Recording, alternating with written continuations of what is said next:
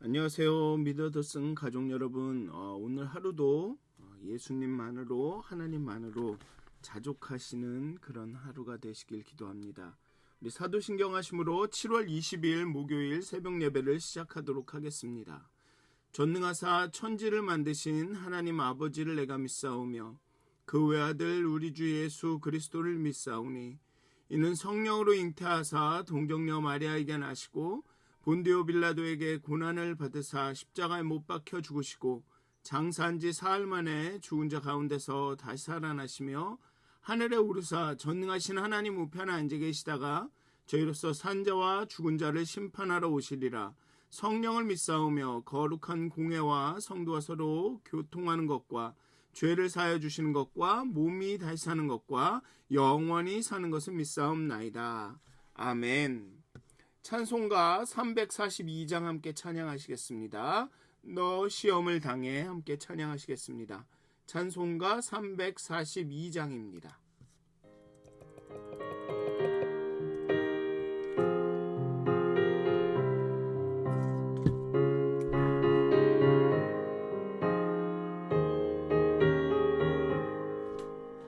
너 시험을 당해 지지 말고 너 용기를 다해 곧 물리쳐라.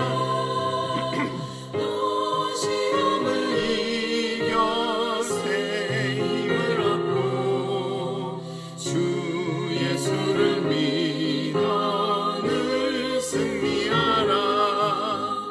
우리 구주의 힘과 그의 위로를 빌라.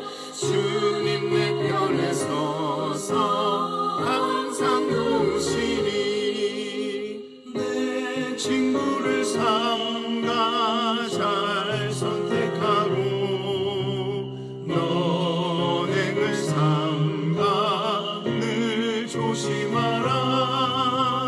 너 열심을 다해 늘 충성하고 온 정성을 다해 주 봉사하라.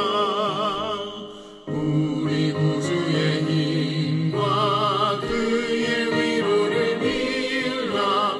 주님 내 편에 서서 항상 도우시니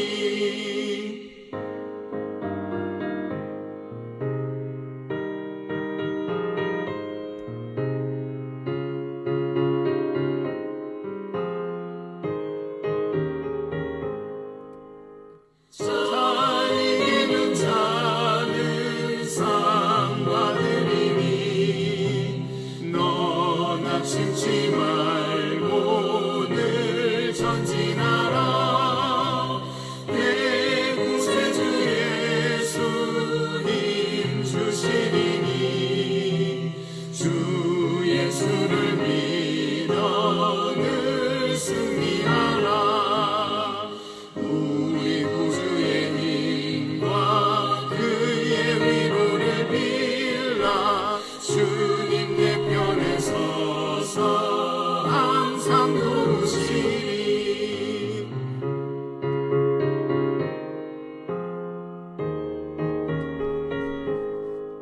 아멘.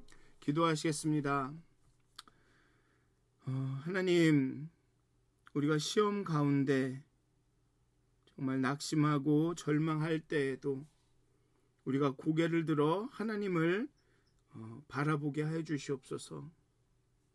우리 입술로는 하나님이 보이지 않는다, 하나님을 들을 수가 없다, 불평불만하더라도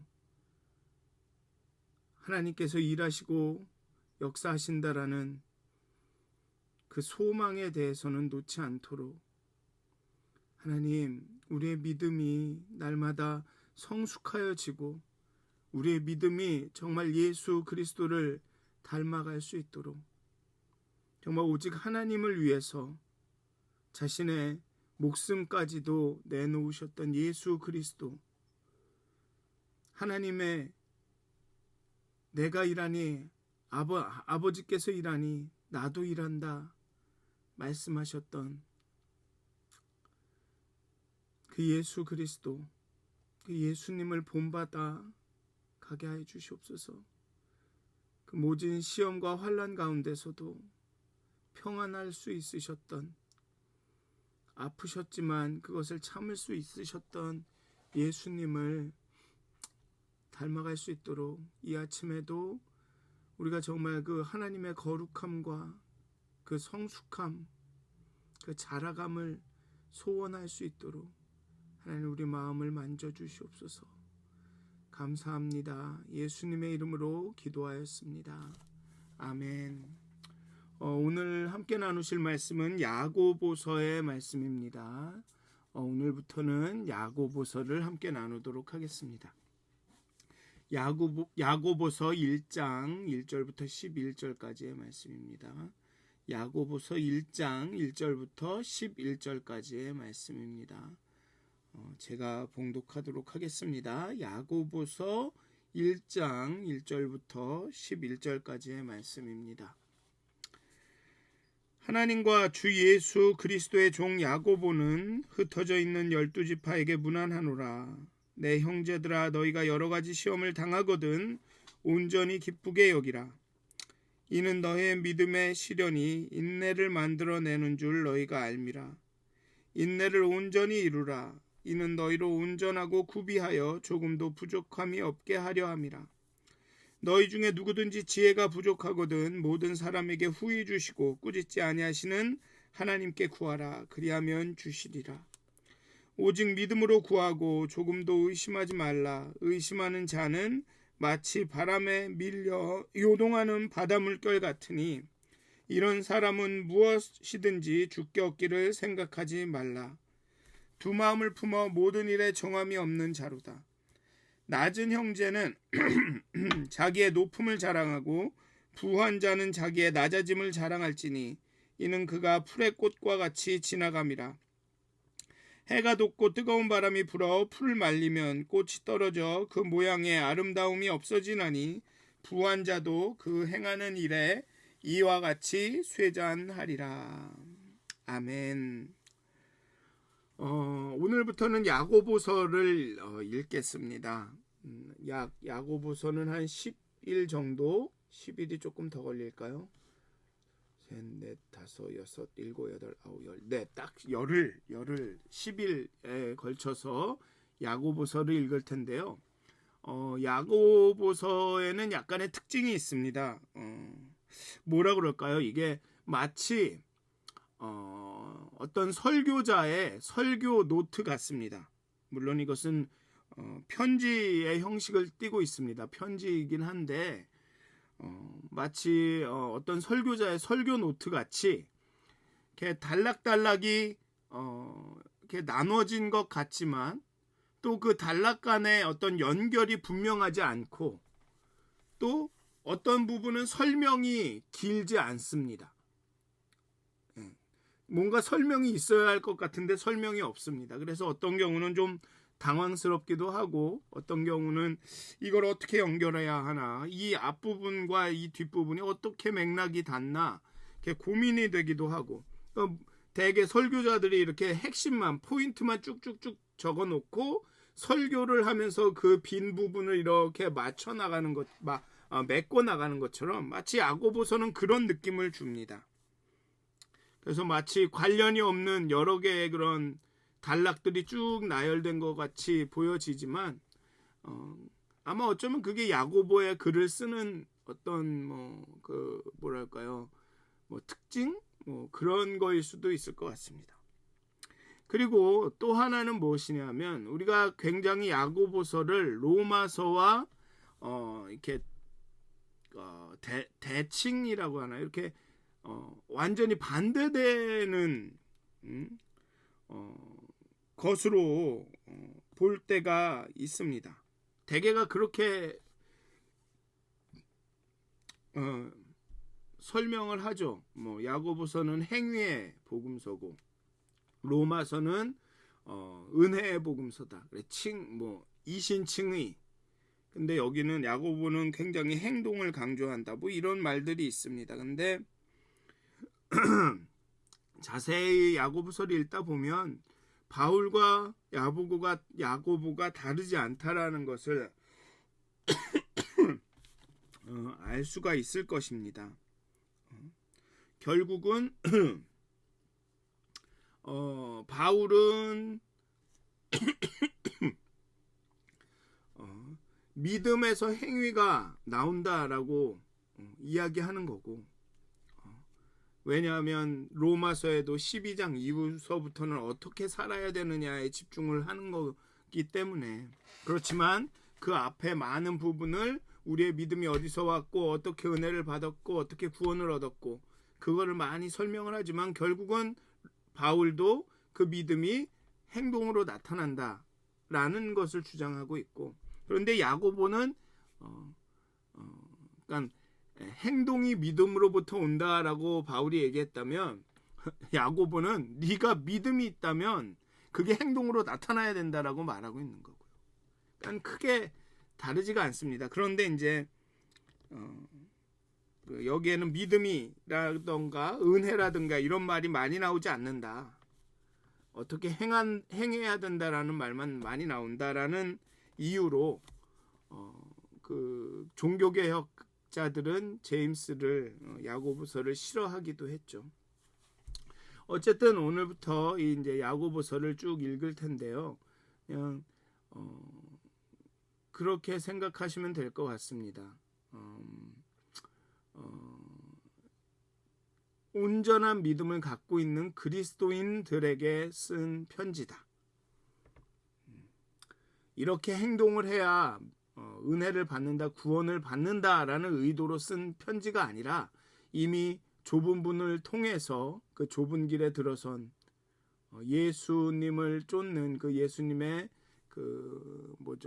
제자들이 된 팔로워들이 된 사람들에게 쓴 글이다라고 생각을 해보면 좋겠습니다. 하시면 좋을 것 같습니다. 왜냐하면 오늘 본문을 보면 야고보는 이렇게 얘기합니다. 흩어져 있는 12지파에게 문안한다라고 이야기합니다. 그런데 12지파는 유대인이죠. 그런데 야고보는 자신은 그리스도, 주 예수 그리스도의 종이라고 표현합니다. 야고보는 그리스도인으로서 지금 그리스도인들에게 편지를 씁니다. 유대인들에게 쓰는, 약간 유대교를 따르는 유대주의자들한테 글을 쓰는 것이 아닙니다. 그리스도인으로서 그리스도인들에게 편지를 씁니다. 그런데 이것을 흩어져 있는 12지파에게 문안한다라고 이야기합니다. 여기서 12지파를 쓴다는 것에는 두 가지 의미가 있는데, 첫째, 이 12지파의 그 유대인이라는 택함 받은 백성 이라는 개념이 바뀌었다는 거죠. 과거 역사적으로 볼 때 12지파는 유대인만을 의미하는 것이었습니다. 그런데 그리스도인들은 예수 그리스도를 통해서 하나님의 언약의 자녀가 되었고 하나님의 백성이 돼서 그들도 12지파와 같이 택함을 받은, 그 출애굽해서 가나안에서 이제 하나님의 나라를 이루도록 택함을 받은 그런 하나님의 백성이 되었다. 12지파가 되었다라는 그런 야고보의 인식을 드러내 주는 겁니다. 그러니까 하나님의 백성이라는 개념이 이제 바뀌었다는 겁니다. 신약에 와서. 그 전까지는 유대인들, 어떤 혈통이나 어떤 지역에 사는 사람들, 이런 지역적인 그런 제한이 있었는데 이제 그 개념이 바뀌었다는 거죠. 그 인식을 드러내 주는 겁니다. 또 하나는 이제 앞으로 나온 이야기의 맥락과 이렇게 연결이 되는 것처럼 12지파를 언급한 것은 그들의 광야 생활을 염두에 둔 겁니다.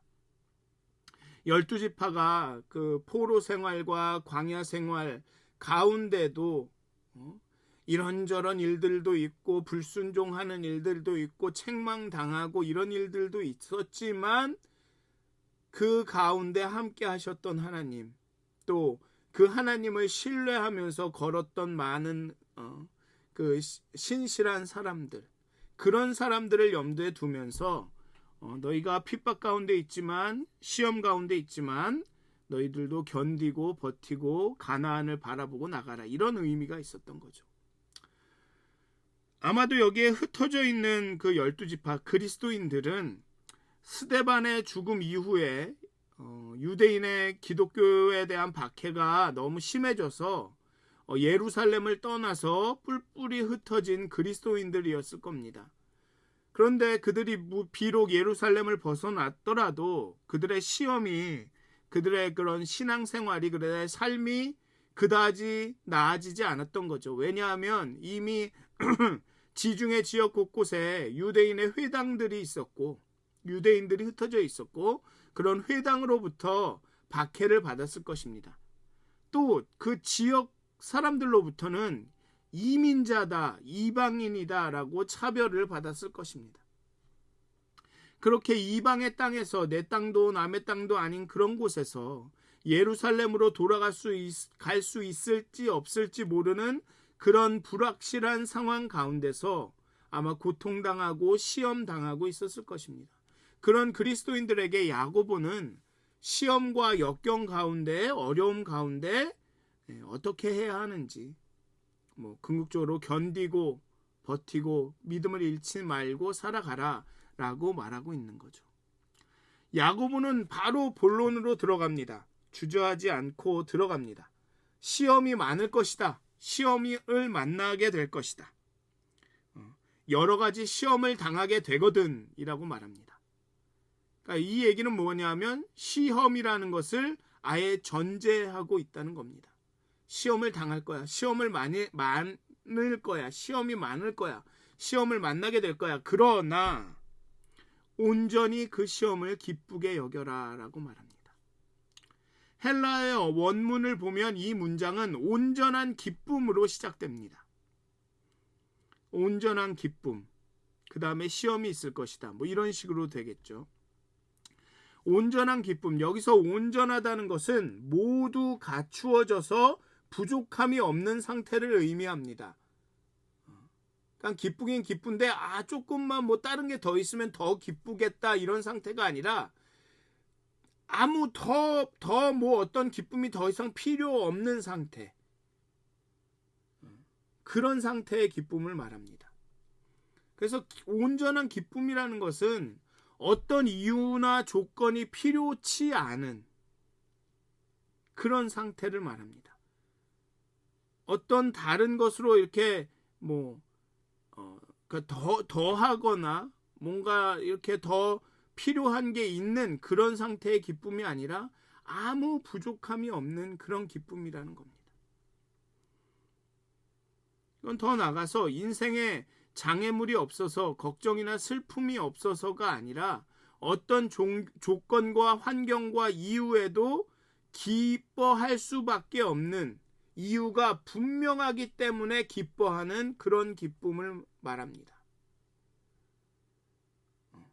그래서 온전히 기쁘게 여기라는 기쁨은, 여기서의 기쁨은 다른 것이 있다가 없으면 막 기뻤다가 안 기뻤다 이런 게 아니라 그냥 그 자체만으로 그냥 기쁜, 주변의 상황과 상관없이 기쁜 그런 기쁨을 의미한다는 거죠. 그러니까 시험을 당하거든 기쁘게 여겨라 라는 얘기는 시험과 상관없는 기쁨이 있다는 겁니다. 시험이 있고 없고와 상관없는 기쁨이 있다는 것입니다. 기막힌 현실을 당하여 인간적으로 고통스럽고 좌절하고 절망하고 깊은 탄식을 쏟아내기도 하겠지만, 그렇게 되는 것이 당연한 상황이지만 그런 중에도 소망의 근거를 분명히 가진 사람만이 품을 수 있는 상태를 말하는 거죠. 그 내가 당하고 있는 기막힌 현실이 기쁨의 이유가 아닌 사람만이 품을 수 있는 상태, 그게 온전한 기쁨입니다. 그래서 성경이 말하는 기쁨은 감정이 아닙니다. 환경과 상황에 따라 수시로 변하는 감정이 아니라 성경이 말하는 기쁨은 존재 그 자체고 사실입니다. 난 기쁘다, 이게 사실이라는 거죠. 좀 생각이 필요한, 좀 묵상이 필요한 일이긴 한데, 남 뭐 때문에 기쁘다, 이래서 기쁘다, 저래서 기쁘다가 아니라 난 기쁘다, 이게 사실이라는 겁니다. 이건 마치 내가 구원받았다라는 게 사실인 것처럼 나는 기쁘다라는 게 사실이라는 거죠. 그러니까 이거는 느끼고 말고의 문제가 아니라 믿고 아니고의 문제라는 것입니다. 그것을 받아들이냐 안 받아들이냐의 문제라는 거죠. 어떤 작가는 이렇게 말했습니다. 온전한 기쁨을 모든 상황에서 변치 않는 만족 혹은 하나님께 대한 깊고 꾸준하며 혼합되지 않는 감사의 신뢰, 자연 발생적이지 않은 반응이라고 묘사했습니다. 오늘 당한 이 일이 영원한 실패도 아니고 하나님의 무관심이나 무능력의 증거도 아니며 오늘로 모든 이야기가 다 끝난 것도 아님을 아는 사람이 누릴 수 있는 그런 기쁨입니다. 그러니까 이 기쁨은 감정에 근거한 기쁨이 아니라 사실에 근거한 기쁨이죠. 지금 당하고 있는 이 어려움이 끝이 아니다. 하나님이 끝났다고 해야 끝이다 라는 것을 아는 그런 사람이 누릴 수 있는 기쁨이라는 겁니다. 시험을 당하거든 온전히 기쁘게 여기라. 여기서 여기라라는 단어는 생각하다, 간주하다라는 뜻입니다. 즉 시험을 기쁨으로 생각해라, 간주해라라는 것입니다. 여기서 또 나오죠. 시험을 당해서 기뻐하는 것이 이게 감정의 영역이 아니라는 겁니다. 사유의 영역, 믿음의 영역이라는 겁니다. 이것은 시험을 대하는 태도는 해석의 영역이라는 거죠. 사유의 영역이라는 겁니다. 즉 우리의 시각을 하나님의 시각으로, 믿음의 시각으로 교정하거나 전환하는 것이 고난의 시험이든 아니면 유혹의 시험이든 시험을 이기는 방법이라는 겁니다. 그렇게 시선을 바꿨을 때 우리는 기뻐할 수 있다는 거죠. 기뻐할 수 있다는 겁니다. 시선을 바꿨을 때, 시각을 바꿨을 때, 시험을 하나님과 성경에 기초한 세계관으로 볼 때 온갖 시험은 온전한 기쁨이 될 수 있다는 겁니다. 그러면서 그 하나님의 시각이, 하나님이 시험을 보시는 시각이 뭔지, 하나님의 그 성경에 기초한, 믿음에 기초한 세계관이 뭔지를 이야기하죠. 그 뒤에 이는 너희의 믿음의 시련이 인내를 만들어내는 줄 너희가 알미라. 인내를 온전히 이루라. 이는 너희로 온전하고 구비하여 조금도 부족함이 없게 하려 함이라. 시험이 그냥 힘들게 하고 아프게 하고 아니면 벌 주는 게 아니라 온전케 하게 함이라. 온전하고 구비하여 조금도 부족함이 없게 하도록 연단하는 것이다. 하나님은 그렇게 보신다는 겁니다. 믿음의 연단이라는 거죠, 시험이. 여기서 시련으로 번역된 헬라어가 금을 정련하는 과정을 나타내는 단어입니다. 즉 재련이라는 뜻입니다. 재련. 금을 예전에는 이제 금이 막 이렇게 돌멩이 같은데 찌꺼기에 섞여 있지 않았습니까? 그러니까 뜨거운 용광로라고 하나요? 거기에 해서 금을 녹여내는 거죠. 그 찌꺼기를 거르는 과정입니다. 재련이라는 것이. 바로 시험을 그렇게 보신다는 겁니다. 정련하는 과정, 재련하는 과정, 또 검증하는 과정이라는 것입니다. 그래서 시험을 통해 잃는 것이 있습니다. 그런 찌꺼기들은 잃게 되겠죠. 시험을 통해 잃는 것이 있다 해도 정련을 통해서 금의 순도가 올라가듯이 시험이라는 과정을 통해 우리의 믿음의 순도가, 순전함이 올라가고 우리의 믿음의 현 주소를 깨달을 수 있다는 겁니다. 나를 점검하고 내가 어디 있는지를 점검하고 내 안에 좀 불순물이 많구나라는 것을 깨닫게 되고 그 시험의 과정을 통해서 그 불순물을 제거하게 된다는 거죠. 그러면서 믿음의 순도가 높아진다는 겁니다. 그러니 기뻐할 수 있다는 겁니다. 왜냐하면 정금같이 나올 것이니까. 이 시험이 끝나고 나면 나는 정말 순전한 순금처럼 나올 것이니까 기뻐할 수 있다는 겁니다. 또 우리는 시험을 통해서 우리의 삶에 관여하시고 역사하시는 하나님의 존재감을 경험할 수 있는 기회이기도 하죠. 그래서 그런 말을 합니다. 하나님께서 너가 성공할 때는 속삭이시지만 실패할 때는 외치신다라는 그런 말이 있기도 합니다. 그러니까 시험을 통해서 하나님을 더 깊이 경험하게 되기도 합니다. 우리의 기도가 좀 더 간절해지고 진실해지고 그러는 동안 우리의 신앙의 근육이 형성이 되는 거죠. 그리고 그 힘으로, 그 근육의 힘으로 더 잘 견디고 더 잘 버티고 더 잘 기다릴 수 있는 인내의 사람이 됩니다. 그래서 4절은 인내를 온전히 이루라 라고 말하죠. 이는 너희로 온전하고 구비하여 조금도 부족함이 없게 하려 함이라. 운동선수들을 보면 바울은 또 이렇게 믿음의 경주하면서 운동하고 비유를 많이 하죠. 운동선수들을 보면 그 훈련의 과정을 겪어야 됩니다. 이거는 훈련의 과정을 겪은 다음에 프로 선수가 되면 훈련을 안 한다는 의미가 아닙니다. 운동선수들은 평생 운동을 합니다. 평생 훈련을 합니다.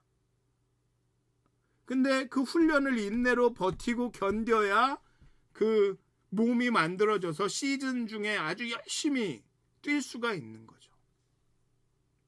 시험이 그런 역할을 한다는 겁니다. 우리를 온전하고 구비하여 부족함 없게 하는 겁니다. 그런데 모든 시험이 우리를 온전하고 구비하여 부족함이 없게 하는 것은 아닙니다. 그랬다면 어려움을 겪는 모든 사람들이 대단한 인물이 되었겠죠. 시험이 믿음의 연단을 통해 우리를 온전하고 구비하여 부족함 없는 믿음의 사람들로 만들기 위해서는 인내가 필요한 겁니다. 기다림이 필요하죠. 인내가. 믿음의 시련이 인내를 기르기도 하지만 또 그 인내가 우리를 믿음의 사람으로 만듭니다. 그래서 인내를 온전히 이루라 라고 말하는 겁니다. 믿음의 연단의 궁극적인 목적은 인내심을 기르는 것은 아닙니다. 그걸 분명히 아셔야 합니다. 인내는 그 연단과 시험을 통과해서 우리가 그 온전하게 되는, 구비하여 부족함이 없게 되는데 필요한 거죠. 그런데 인내심을 기르는 게 목적이 아닙니다. 그거 분명히 아셔야 합니다.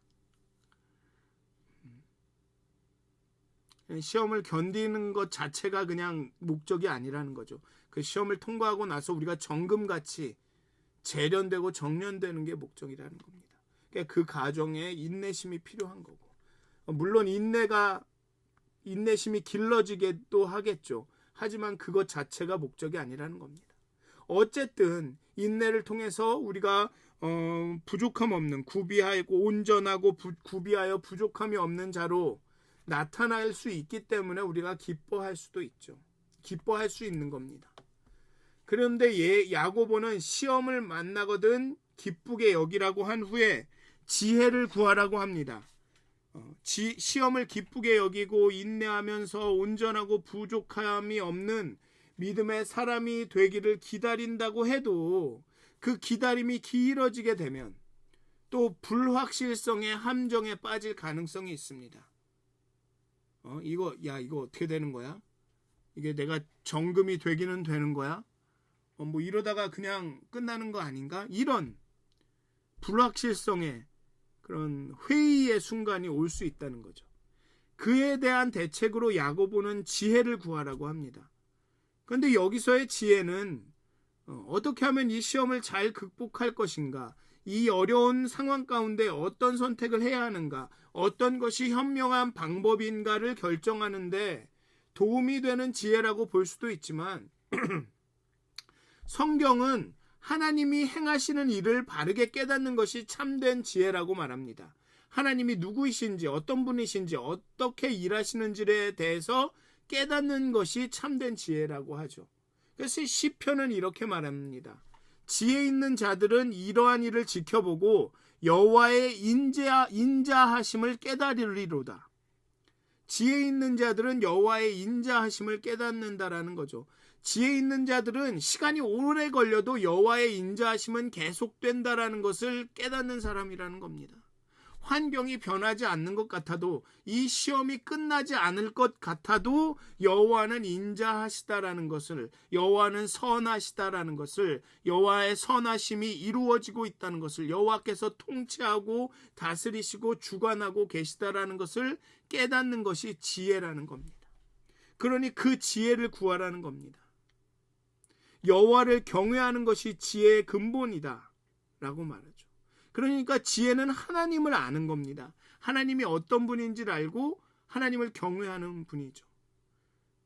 믿음으로 구하고 조금도 의심하지 말라라는 것은, 여기는 마치 문맥상으로 보면 이게 참 야고보서를 어렵게 만드는 건데, 오직 믿음으로 구하고 조금도 의심하지 말라라는 게 마치 앞에서 지혜를 구했으니까 의심하지 말라, 지혜를 주실 것이다, 이렇게도 번역이 해석이 되기도 하지만, 어쩌면 뭐라 그럴까요? 하나님의 그 지혜를 받고 하나님의 그 선하심과 인자하심을 의심하지 말라 라도 또 들릴 수 있는 그런 맥락이 되는 것 같습니다. 어쨌든 조금도 의심하지 말라라는 것은 하나님을 의지하고 신뢰하라는 것이라는 겁니다. 하나님을 의지하고 신뢰하는 것이, 그것이 지혜라는 거죠. 지혜를 구하고 하나님이 누구신지, 하나님이 어떤 분이신지, 그 믿음의 시련이 길어지고 연단이 길어져서 불확성성이 높아지고 정말 이게 어떻게 되는 건지 모를 때 하나님의 지혜, 하나님이 어떤 분이신지, 하나님이 어떻게 일하시고 계신지, 하나님이 지금 상황을 어떻게 보시는지를 알려달라고, 깨닫게 해달라고 지혜를 구하고, 그렇게 구했으면 의심하지 말라. 하나님이 선하심과 인자하심을 의심하지 말라. 하나님께서 그 지혜를 주실 것임을 의심하지 말라라는 것입니다. 하나님을 신뢰하라는 거죠. 여기서 두 마음을 품는다라는 말이 나옵니다. 이 두 마음을 품는다라는 게 표리부동하다라는 뜻이 아닙니다. 겉으로는 이렇게 말하고 속으로는 이런다라는 그런 마음이 아니라 온전히 신뢰하지 못하는 마음을 이야기하는 겁니다. 이렇게 되는 거야? 많은 거야. 그러니까 즉 불확실성의 함정에 빠진 사람들을 묘사하는 거죠. 야, 이거 되긴 되는 거야? 이거 시험 연단, 나 이렇게 점검이 되는 거야? 그런 마음을 이야기하는 겁니다. 그러니까 정함이 없는 거죠. 그런 말들이 있습니다. 이 헌신이 없으면 일을 시작할 수가 없고, 지속성이 없으면 일을 끝마칠 수가 없다. 그런 말이 있는 것입니다. 있는데 여기 정함이 없다라는 것은 아마 이 지속성을 의미하는 거죠. 두 마음을 품고 이게 될 건지 안 될 건지 의심하고 신뢰가 없으면 지속을 하지 못하는 겁니다. 일을 시작했더라도. 두 마음을 품지 말라. 하나님께서 선하시고 인자하셔서 일하고 계심을 의심하지 말라 라고 말하고 있습니다. 그래서 하여튼 결국은 지혜를 구하라는 말씀은 오늘의 불확실성과 불확정성 앞에서 하나님이 일하시는가, 하나님이 내 편이신가, 하나님이 구하실 것인가, 하나님이 날 연단하셔서 정금같이 만드실 것인가, 확신하지 못하고 불안해하고 근심해하지 말고 걱정하지 말고 불안한 현실과 불확실한 미래 가운데 그 불확정성과 불확실성을 받아들이고 하나님이 일하시고 계심을 신뢰하고 믿으라는 초청입니다. 지혜는 불확실한 현실에 답을 주는 것이 아니라 불확실한 현실 가운데 하나님을 신뢰함으로 내일을 바라보게 해주는 겁니다. 우리는 시험과 역경이 찾아오면 항상 왜, 어떻게 라는 질문을 많이 합니다. 왜 이런 일이 나에게 일어나지? 어떻게 이걸 헤쳐나가지? 대부분의 경우는 이런 질문에 대한 답을 하기가 쉽지 않습니다.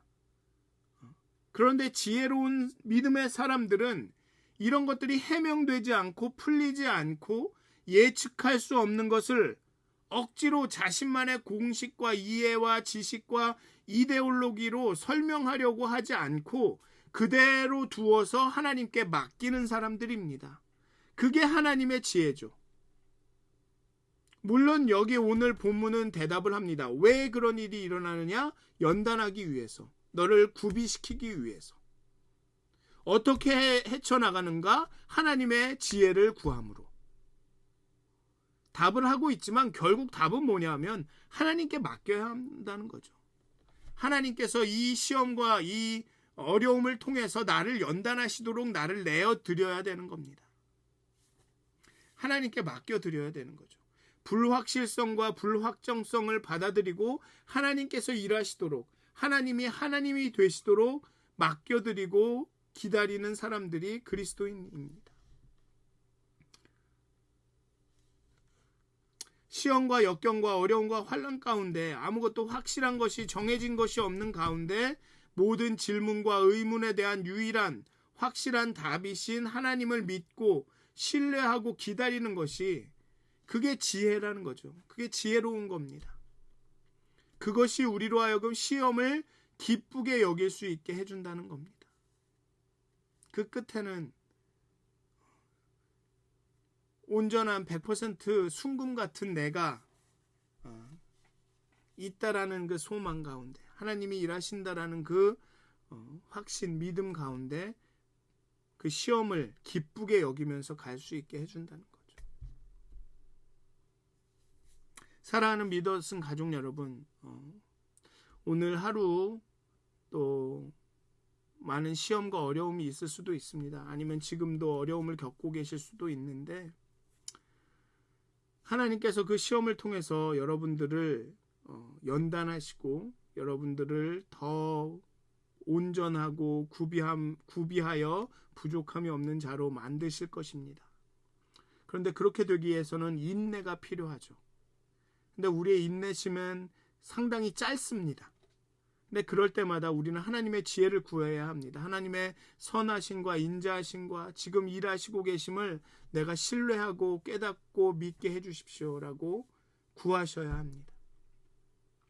그렇게 하나님의 지혜를 갖고 하나님께서 일하시고 하나님의 선하심과 인자하심은 끊이지 않음을 신뢰하면서 인내하시면서 이 어려움을 겪고 나시면 아마 변화된 여러분들, 정말 더욱 성숙하고 더욱 온전하여진 그런 여러분들을 만나게 되실 겁니다. 그런 믿음을 소유하게 되실 겁니다. 정말 우리 교회가, 우리 교회에 속하신 모든 성도분들이 정말 환난과 시험을 당하여서도 기쁘게 여기며 정말 인내로 견디고 또 하나님의 지혜로 견디고 해서 다 성숙해지고 정말 성장하고 이렇게 온전해서 정말 하나님의 일을 하는데 조금이 부족함이 없는 그런 교회가, 그런 성도들이 되시기를 주님의 이름으로 축원드립니다. 기도하시겠습니다. 하나님, 시험을 당하거든 온전히 기쁘게 여기라. 정말 우리의 마음은, 우리의 감정은 그렇게 되기 어렵지만 믿음으로 하나님이 우리를 구원하시고 우리와 함께 하신다라는 그 하나님의 지혜에 근거해서 하나님, 그 시험을 기쁨으로 여길 수 있게 하여 주시옵소서. 그리고 인내 가운데 그 시험을 견뎌서 정말 우리가 새롭게 된 우리의 모습, 온전하여 구비되고 부족함이 없는 그런 우리로 정금같이 나타날 수 있도록 하나님 우리에게 인내를 가르쳐 주시고 하나님의 지혜를 주시고, 그렇게 정말 의심하지 않고 하나님을 신뢰하면서 한 마음으로 하나님을 바라보고 이 고난과 어려움을 헤쳐나갈 수 있도록 오늘 하루도 하나님께서 인도하여 주시옵소서. 우리를 깨우쳐 주시옵소서. 하나님의 지혜를 더하여 주시옵소서. 감사합니다. 예수님의 이름으로 기도하였습니다. 아멘. 하늘에 계신 우리 아버지여, 이름이 거룩히 여김을 받으시오며 나라의 마옵시며 뜻이 하늘에서 이루어진 것 같이 땅에서도 이루어지이다. 오늘 우리에게 일용할 양식을 주시옵고 우리가 우리에게 죄 지은 자를 사하여 준 것 같이 우리의 죄를 사하여 주시옵고 우리를 시험에 들게 하지 마시옵고 다만 악에서 구하옵소서. 나라와 권세와 영광이 아버지께 영원히 싸움나이다. 아멘. 오늘도 행복한 하루가 되시길, 정말 시험을 기쁘게 여기면서 연단 받으셔서 정금같이 나오시기를 기도합니다.